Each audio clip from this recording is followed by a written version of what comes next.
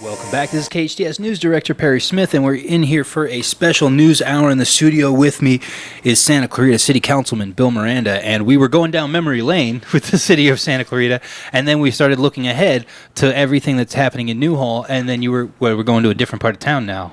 We're going to a different part of town now, if you want to do that. Stay with us on this trip. Okay. Yes. So let's go to Canyon Country. And this is all in celebration of the city's 30th birthday. We're just kind of looking at what's happening and what's going on for the future of the city. Right. So talk to me about what's happening in Canyon Country. Right. I know we have a community center, right? So Canyon Country, we're working on putting a community center. All right. And so we're working on purchasing the properties around there before we can start building the community center. So that's going to be on the corner of Sierra and Soledad. And that's a great central location, and that, I think, will help address some of the issues, not necessarily right there, but in that area. I think it'll help to have that city presence there, too. Absolutely. Absolutely. So we want to do more things in the Canyon Country area, but the biggest thing happening in the Canyon Country area is Vista Canyon. Right. Right? So Vista Canyon is a development. You're going to have over 1,000 homes. That's going to transform the east side of the valley. Yes. You're going to have over 1,000 homes. You're going to move the Metrolink station from where it is on Via Princesa. You're going to move the Metrolink station over to Vista Canyon. A little more centralized, for those residents. Yeah.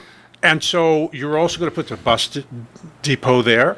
You're also going to have commercial buildings. You're going to have some industrial building. You're going to have a total mixed-use facility over there. And I wanted to bring it up because a lot of people have asked us every time we do this story, because Santa Clarita residents love Santa Clarita, and they love Santa Clarita the way it is, and they always get questions like, oh, we're going to bring all these homes here, what about this? These homes are all part of the 2050 R Valley plan, right? It's just these homes were accounted for in the kind of the transportation and the layout of the valley. Yes. Right? Yes. We have a long-range plan, a strategic plan, and this was part of the strategic plan. The One Valley, One Vision. That's what it is. One Valley, One Vision. Interesting. So there's more going on in, in Tell us more Canyon about Country. Canyon You have the community center. You have Vista Canyon. You have a development that we're going to, the council is going to vote on shortly, over on Soledad and Sand Canyon. Right. The Sand Canyon Mobile Home Park is going to get moved out of there, and we're going to have a brand new development there. Sand Canyon Plaza. Right. Okay. That's exciting. And so it's not so much that the mobile home park is going to be moved away, because they said it was going to be relocated. Was the developers? Yeah, but it's basically gone. I mean, there are only, I think, 2 or 3 or 4 families living there now. Gotcha. And so, that's a place that had 80, 90 families at one time. Right. And so that's pretty much gone. It's just a matter of now we need to develop that area, and that's going to be vibrant. They're going to have a classy restaurant over there. Oh. They're trying to get a 4-star restaurant. Oh, wow. I'm fighting for a 5-star, but I'm not going to win that one. It's tough. I mean, what's the difficulty there? Is it just tough to attract those kind of restaurants, or do they want subsidies, or what is the story there? Everything ties into everything. Mm-hmm, so what I mean by that is, if you have Vista Canyon, now you have 1,000 people or more, 1,000 homes. Right. All right. That can go to a 4-star restaurant nearby. But if you put a 4-star restaurant and you don't have those 1,000 new homes, maybe it doesn't work. Okay. So it's a matter of, like you said, everything coming together. Yeah, it's a business decision that owners have to make before they put things in areas. Okay, so a lot going on in Canyon Country. And these things are huge. Right. I mean, these are not small plans when you talk about 1,000 homes. That's three things that are few hundred huge. acres. Okay. So we move over to Saugus. We're heading north. We head north and west, and we ask ourselves, we need another library per whatever statistics you want to use. And so the ideal place to put it is in Saugus. Okay, we have Valencia, we have a Newhall, we have a Canyon Country. We don't have a Saugus library. We have heard the requests from the Saugus community. They would like a library. Okay, so here is where I'm going to step out of the box. Uh-oh. We're breaking paradigms. You ready? Do we really need a library? Bill Miranda, you're on the limb. Or limb. do we need a community center? Oh? Oh. Do they have to be mutually exclusive? Can it be a library/community center? Is It that what can. we're looking at? Okay. It can, but it can't be a full-fledged library and a full-fledged community center because that's two different facilities, and Okay. that's twice the dollar. Okay, so my job as a city council person is to make sure that every dollar we spend is spent wisely. And so do we want to have a library just because statistics say we need a library? Oh, Oh, and by the way, we haven't had a Saugus library in forever. right. That was Okay. that was part of the reasoning. But now are we re-looking at the library plan? Is that what you're telling me here? What I'm just speaking for myself, Sure, not sure. for the city, but speaking for myself, the question is that what we really want? Do we want another library, or do we want a community center over there? Or do we want tennis courts, or do we want soccer fields, or do we, what do we want? Let's ask the people of Saugus. Let's go out and put out a survey. And don't ask the question, do you want a library? Because the answer to that is yes. Okay. Ask the question, what would you like to have? And then just list a few things. And then list a few things. List 5 or 6 things. Okay. And then let the community let us know what they want. Then proceed on that. Interesting. Okay. And that's part, and you didn't ask the question yet, I know you were getting there. That's part of why I'm on the council. Right. I don't want to come to the council and say I know better than anybody else. I want to come to the council and say I want to represent the voters. I want to represent the community. I want to represent the citizens. All citizens. All right? So, I've worked very hard with the Phil-Am community, okay, Filipino Americans. Filipino Americans have been here forever. They have a large population in our community. They're underrepresented. I've worked very hard to include them in everything we do. Interesting. I've worked very hard, as you well know, with the Latino community. I've been doing that for years. To bring representation to the table. How do you work on, and how do you plan to improve that, or how are you working on and planning to improve that representation for the Filipino American community? Well, for starters, again, you have to go to their events, you have to go to their meetings, you have to meet with them, you have to listen. What are their needs? Okay, nobody knew that October was Filipino American Month. Okay? So, we have all kinds of months and Aaron didn't know, but I did. And certificates and everything. And so how about acknowledging that there's a Filipino American Month? Right. Right? Okay. How about we're going to have a Latino gala. It's right over here at Canyon Theater Guild on September 9th. Okay. Save the date, September 9th. Can even Aaron go? Anybody can go. Oh, okay. 100% Okay. Hispanic. And so It's for me. there you go. Well, I don't think you have to be Hispanic to go to the. And that's the point I'm trying to make. You don't have to be Hispanic, and we're inviting the Filipino Americans to join us. Okay. What about the Ginger Americans? Ginger Americans are always welcome. Okay. Okay. It's good to know. And You got to clear these things up. and I am working with Pastor Julius Harper, Okay. okay, Well, sure. No. of the Christian Church in Canyon Country. It's an African American church, and they're going to be part of the presentation. They're going to be part of the entertainment that we do on Hispanic Heritage Night. The point is, we want to be inclusive, not exclusive. So we're going to get people together, and that's how we work. You got to go out and meet these people. You can't sit at city council and espouse all kinds of we support, we support, we support. It's not about verbal. It's about moving your feet. It's about doing and going and making things happen, and that's what we want to do. Santa Clarita Christian Fellowship. I just looked up the There name you go. for There you Pastor go. Julius Great. Harper, and he's going to be involved in the event on the gala. Yes. Okay. Yes. And when was that again? What was the date? September 9th, Saturday, September 9th at the Canyon Theater Guild. Where do you here go if on you want Main tickets? Street. Tickets to be announced shortly. Oh, okay, they're not even on sale yet. Okay, Not so even this on is sale the yet. first. The first. This is a save the you heard date. it here first, folks. This is Yeah, what basically save the what we're date. saying. VIP starts at 6 p.m. The event starts at 7 p.m. Don't worry about that, Aaron. I love teasing our sound engineer, Bill. Sorry, that's what I do here. So now can we talk about? Is there more on the tour? I don't want to cut the tour short. One more thing on the tour I forgot to mention before. Again, right here in Newhall, right down the street, is the And we love promoting incubator, Newhall. Oh, yeah. the business incubator. We walk by Okay. it going to lunch every day. Yeah. Well, guess what? That incubator has some pretty powerful new businesses coming up. Give me some.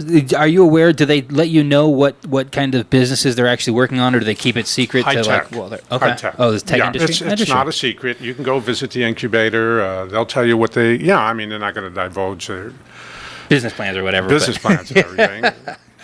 Yeah. But you can go over there and you can get a tour, and they'll tell you what kinds of businesses. There are 3 businesses there right now that are all 3 of them are very outstanding. Interesting. And Now, is the city looking for a particular type of business, or High can tech. any business? Okay, any. high tech. Yeah, we're looking at high tech because high tech is the future. Right. Okay, and in high tech you can create a ton of jobs, good paying jobs, and that's where the city's pointed. Okay, and want to talk about some of the issues that have been in front of Santa Clarita City Council recently. First crack to you. Any issues in particular that you think are pressing that need to be discussed, or that you want to get out your 2 cents on? So to Yeah, speak? well, the issue that's prevailed the last couple of council meetings is the mobile home park ordinance. Sure. Okay, great. I'm glad you brought that up. I want to Yeah. ask you a little bit about that. Yeah, and it's one of those things that you pit park owners versus residents, and Right. what we're hoping is that the park owners and the residents work together to iron out whatever differences they may have. It's a traditional argument that's been in existence almost since the beginning of time. I rent you property, I expect to make a profit. I get that. Sure. Okay, I rent your property, I expect to have a decent home, and I expect that you're not going to gouge me. Right. All right, so if I rent a place, I'm just going to make up numbers. If I rent a place for $500 a month, and in a year you raise Sounds the rent affordable. to $600, and the next year to $700, whoa. You're priced out of a Okay. home. Yeah, but when you're talking about mobile home parks, you're talking about people who oftentimes that's their last home. Right. They don't have a lot of options. They Generally. don't, after Right. that, they don't have options, okay? So Right. if they're seniors, Right. that's their last especially. home. What are you going to do with them? Make them homeless? Well, and that's what I wanted to bring to you, Bill, because I certainly understand the concerns, but I think it's something that maybe it can be addressed with outreach and talking with leaders like yourself. The hearing officer situation, the concern that I hear from residents is that they're right now. It's like people have said the situation is not tenable. It's not working right now. But there's concern that with a hearing officer versus a hearing panel, they might lose representation. So why is this the best option for park residents and park owners alike? Well, the first reason is because if you have a 5-person panel, two Two people, sides against each other, generally speaking. 2 from the residents, 2 from the park owners, How are they agreeing on that 5th spot? they can't get that 5th person. That's part of the challenge, right? That was my understanding. Okay. Yeah. So if they could get that 5th person, fine, we're good. Let the city stay out of it. But who wants to jump into that fight for Nobody wants Yeah. to. Right. Got it. Okay, so where we're making a couple of changes is, number one, we're insisting that park owners notify, that they must notify the residents of any intended increases.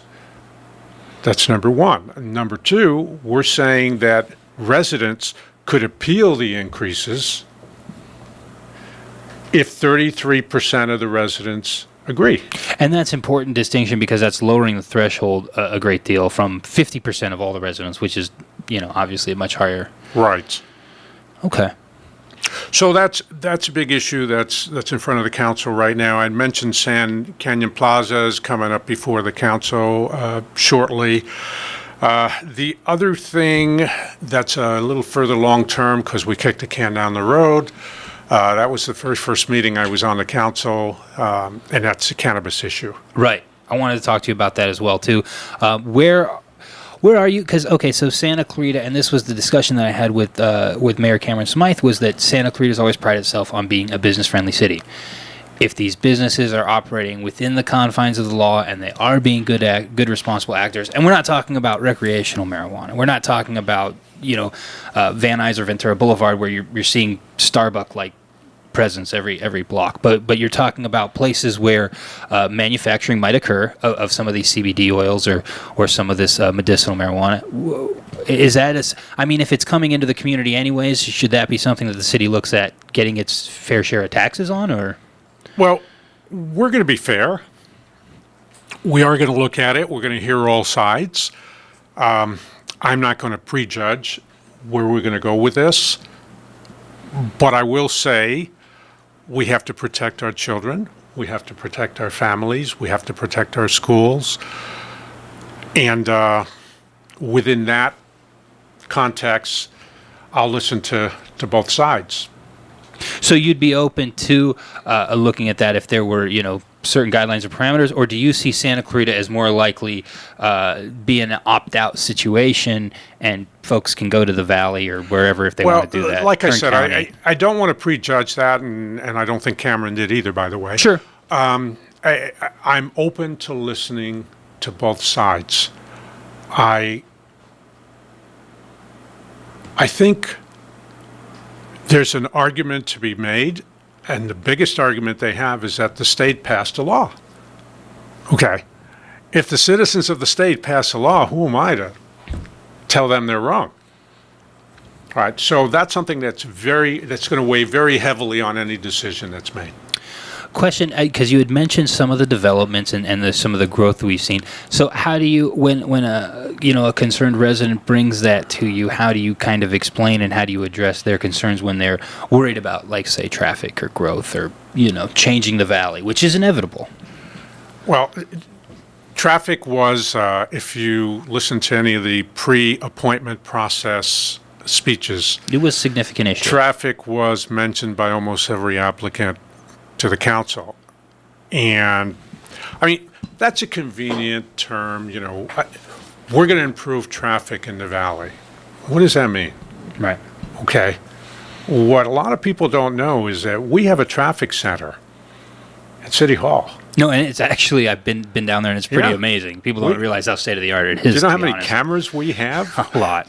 Okay. So we literally can look at every major intersection in Santa Clarita, every major intersection in Santa Clarita, and we can adjust the traffic lights accordingly. Or if something's wrong, we can contact the sheriff's department and they could send sheriffs immediately to that area. Okay, so how are you going to improve traffic over that? Right. Okay, so I hear lots of times, well, you need to synchronize. Okay. Everybody's a traffic engineer, Bill. Yeah, okay. Everyone's a traffic Everybody's engineer. a traffic engineer. Well, guess what? We have some of the biggest and best experts in traffic in Southern California, Sure. and they're telling us this is the best way of doing it. So it's very convenient to say, I'm going to improve traffic. Well, no, you're not going to improve traffic because we got traffic as improved as we're going to get. There's a good chance. And all this, very quickly, and all this new development is considered and taken into account in the plan that we have for Santa Clarita Valley. Interesting. And just one more plug I'll put in because, again, we hear a lot of discussion, but it's really cool that the city's traffic system is going to be built. The way it's now being upgraded, is my understanding, is it's going to have like smart car capability and we'll be able to communicate with vehicles and be predictive on timing for the future. So just for all the couch Exactly. traffic engineers out there. Exactly. It's probably a pretty good situation. So we're going to take a quick break, we'll wrap up the hour when we come back, and we'll just take a We're wrapping few up commercials. already? Well, I know. It's Whoa. just, where did the time go? This trip down memory lane. It's when you go in the past and then you go in the future. It goes by so quickly, Bill. So we'll Okay. be right back after this. Welcome back, Santa Clarita Valley. This is KHTS News Director Perry Smith, and we're wrapping up a special news hour. In the studio with me, Santa Clarita City Councilman Bill Miranda. Thank you, Bill, for taking the trip down memory lane. We talked about city formation. We looked ahead at what's going on with the 30th birthday and the plans for the city. And then, we had a few more things we just wanted to talk about and wrap up this hour. So thank you again for coming by. Thank you for having me, Perry. Looking ahead, 4th of July. Yes. What are we doing, Bill? Where's the barbecue? Oh, we're going to have a parade. Where's the party? The barbecue is going to be here in Newhall. Rotary's going to host the barbecue, And as they always do. And parade's going to be here in Newhall. Right down. You can't miss it if you're at the radio station. Yeah. And we'll have your parade route maps, and we have coverage, we have stories. We've been talking to Linda Storley, who's the parade chair, coordinator, organizer all week, and we have a few stories in the news. Do you know, I tried to call her earlier this week, and I imagine she's a busy lady. Swamped. And talk to me about this effort. As talented as she is, if there's anyone who's able to give her a hand and help her a little bit, please do. Definitely, and it brings up the point, Bill. It's a volunteer effort. The community comes out every year for this nonprofit event, this parade. It's a great community showing. Talk to me a little bit about for the residents who are new here, because people come up here every year for the first time. What's the parade like? The experience and just a little bit about it. Well, it starts here on Main Street, and that's a good place to watch the parade. Absolutely. And then it turns on to Lions.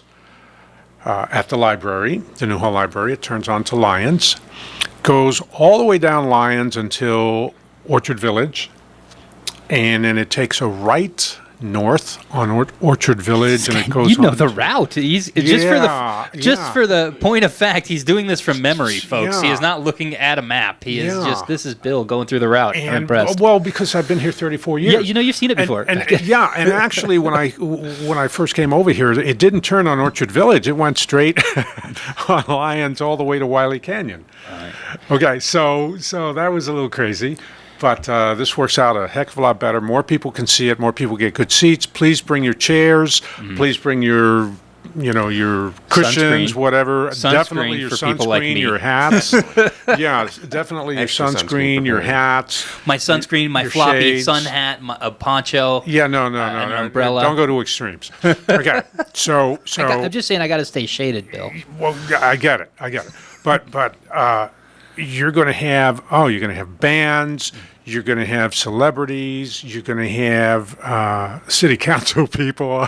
Bill Miranda, are you going to be part of the parade? I'm going to be at the parade. Are you putting in a personal plug? Yeah, I'm going to wave. He'll do the King's wave.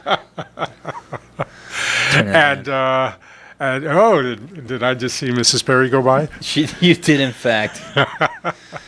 Anyway, so yeah, it's going to be a fun time. Again, I'm looking forward to it. It's going to end never, but it's literally going to end at Town Center. The route, so to speak. The parade will end at I think 18th Street and Orchard Village, but the party continues because the fireworks are going to be at Town Center. Right, on top of the mall. On top of the mall. The parking lot, they're doing it again? Okay, so I went out there a few years ago. We were up there. I didn't realize this, but we were like, we really want to film you guys putting together the fireworks show. He's like, okay, but we do it at 2 a.m. I was like, oh, man.